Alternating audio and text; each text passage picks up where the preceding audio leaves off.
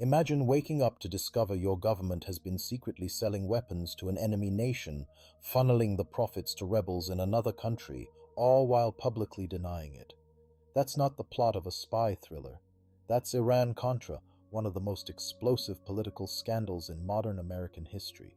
It involved the White House, the CIA, shadowy arms dealers, and a war fought off the books. Laws were ignored, Congress was bypassed, and the American public was kept completely in the dark. Yet for years, almost no one knew. In this video, we're going inside that secret world. How the plan was conceived, who ran it, why they believed it was justified, and how it finally unraveled in a blaze of televised hearings and shredded documents. By the end, you'll see why Iran-Contra still shapes debates about presidential power, national security, and what happens when leaders think the rules don't apply to them. Before we dive into the twists and turns, let's set the stage. Iran-Contra isn't just a random scandal from the 1980s. It's a window into how power actually works behind closed doors. How ideology, fear, and ambition can collide to create a secret foreign policy. In this episode, we'll walk through the story step by step. The Cold War context, why Nicaragua and Iran mattered so much, how an unofficial network formed inside the Reagan White House, and what the investigations eventually revealed. We'll keep the jargon light, focus on the human decisions, and connect this history to questions we still face today. If you're into deep, carefully researched explainers like this, consider subscribing and hitting the notification bell so you don't miss future breakdowns. And stick with me until the end. Those final takeaways will help you see current political controversies in a very different light. To understand Iran-Contra, we need to understand the Cold War mindset of the early 1980s. The Soviet Union was still powerful, the nuclear arms race was intense, and many US leaders believed communism was advancing across the globe. Ronald Reagan came into office in 1981 determined to roll back Soviet influence, not just contain it. His administration saw almost every regional conflict through that lens, a global chessboard of freedom versus communism. In Central America, left-wing revolutions were gaining momentum, especially in Nicaragua. In the Middle East, the Islamic Revolution in Iran had overthrown a US-backed Shah, and American diplomats had recently been held hostage there. Fear, humiliation, and ideological zeal created a combustible mix. Within that atmosphere, some officials began to believe that almost any means were justified to stop perceived enemies, so long as the American public never found out exactly how it was being done. Central to the story is Nicaragua, a small country that became a symbolic battleground in the Cold War. In 1979, the Sandinistas, a leftist revolutionary movement, overthrew the Somoza dictatorship, which had long been supported by the United States. The new Sandinista government had ties to Cuba and, indirectly, the Soviet Union.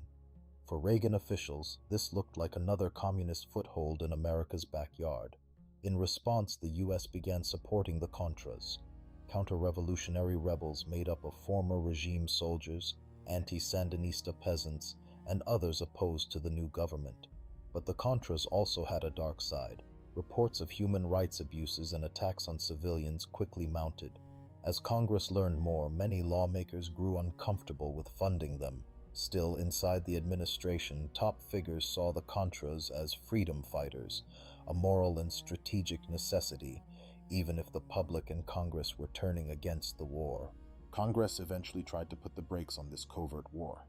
Between 1982 and 1984, lawmakers passed a series of restrictions known as the Boland Amendments. These laws prohibited U.S. intelligence agencies from using funds to support military operations by the Contras in Nicaragua. The message was clear: no more secret U.S.-backed insurgency. But the wording had loopholes, and some in the Reagan administration saw the amendments not as a binding moral line, but as a legal puzzle to work around. Instead of asking, "Should we stop?" they asked, "How can we keep going without technically breaking the law?" This attitude would drive the creation of a shadow system, operated out of the National Security Council and using private money, foreign governments, and cutouts to continue aiding the Contras, while letting officials claim they weren't directly violating congressional restrictions. Now enter Oliver North, a Marine lieutenant colonel serving on the National Security Council staff. North wasn't the only player, but he became the face of Iran-Contra. Charismatic, intensely loyal, and convinced he was defending American interests, he helped build what amounted to a parallel foreign policy. Working with National Security Advisor Robert McFarlane and later John Poindexter, North coordinated fundraising from wealthy private donors, foreign allies like Saudi Arabia, and various intermediaries. Planes, weapons, and supplies for the Contras were arranged through a web of front companies and contractors. The goal was to keep the war alive without using officially appropriated U.S. funds. On paper, this insulated the government from responsibility.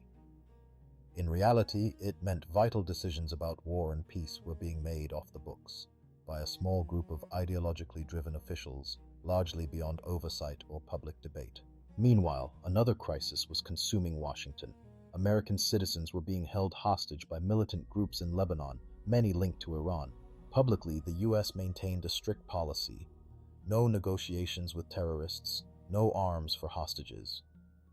Privately, some officials were desperate to free the captives and saw an opportunity. Factions inside Iran wanted better ties with the West and needed weapons for their war against Iraq.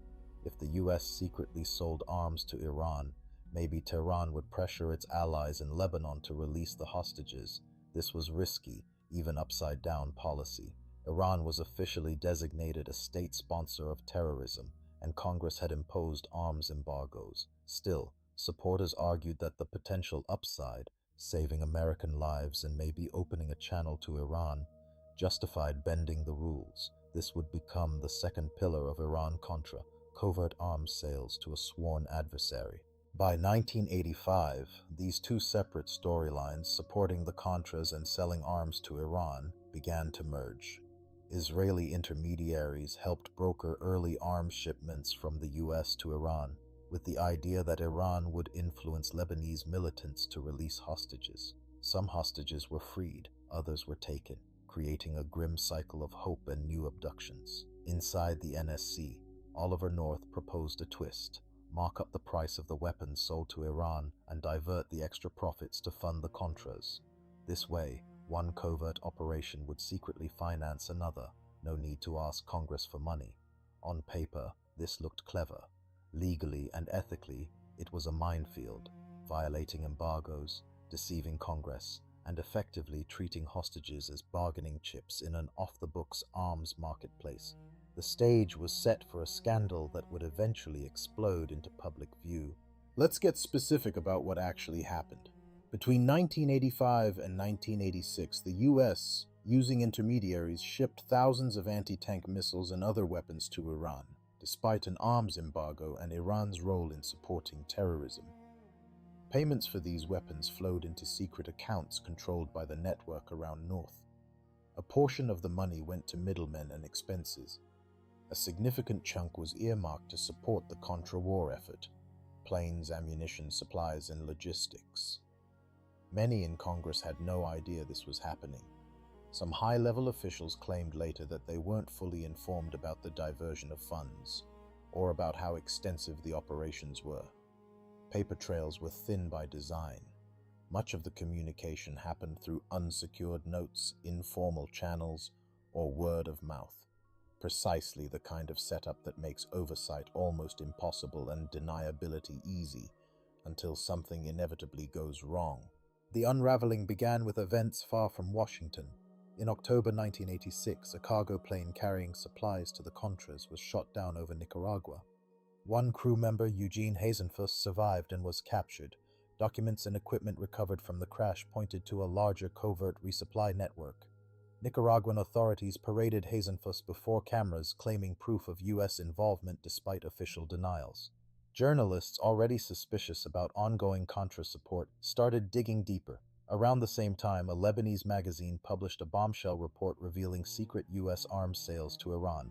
These threads, downed plane, captured operative, leaked arms deals, began converging. Suddenly, what had been tightly controlled secrets were bleeding into public view. The Reagan administration scrambled to explain, revise, and walk back earlier statements. What had been defended as patriotic improvisation now looked to many like a deliberate scheme to deceive Congress and the American people.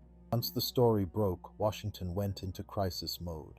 President Reagan initially insisted that the arms sales to Iran were strictly about opening channels and did not involve arms for hostages or funding the Contras. But as more documents surfaced, that line became impossible to maintain. The Justice Department launched an internal review.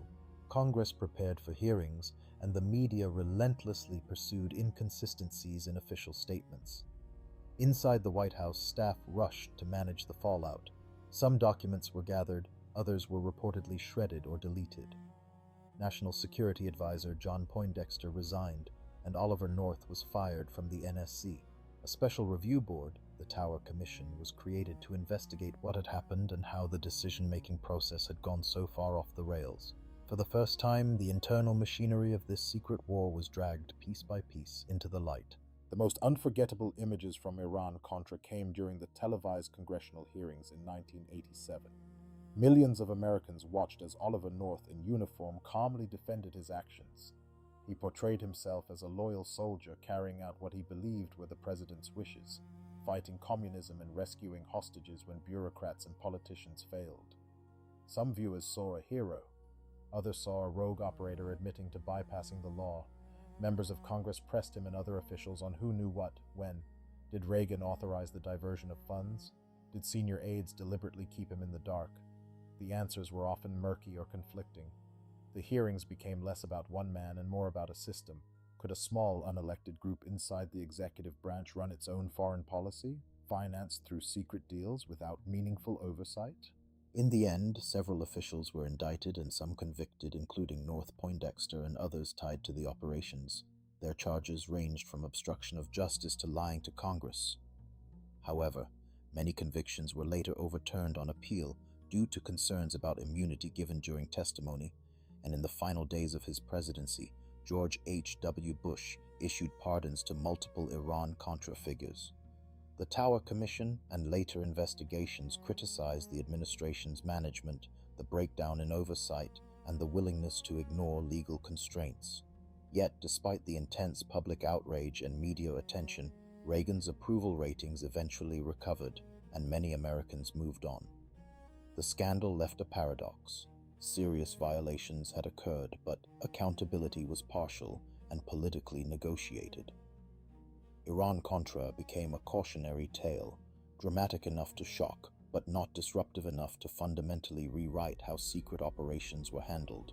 Let's step back and pull out the key lessons from Iran-Contra.